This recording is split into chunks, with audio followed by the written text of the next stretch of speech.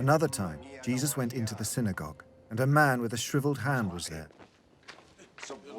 Some of them were looking for a reason to accuse Jesus, so they watched him closely to see if he would heal him on the Sabbath. Jesus said to the man with the shriveled hand, "Stand up in front of everyone."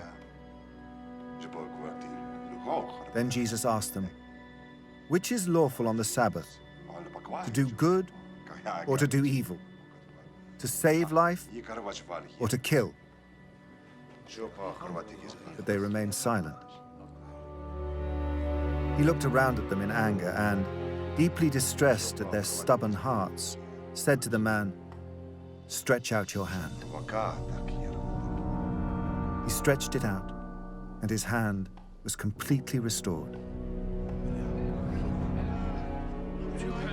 Then the Pharisees went out and began to plot with the Herodians how they might kill Jesus.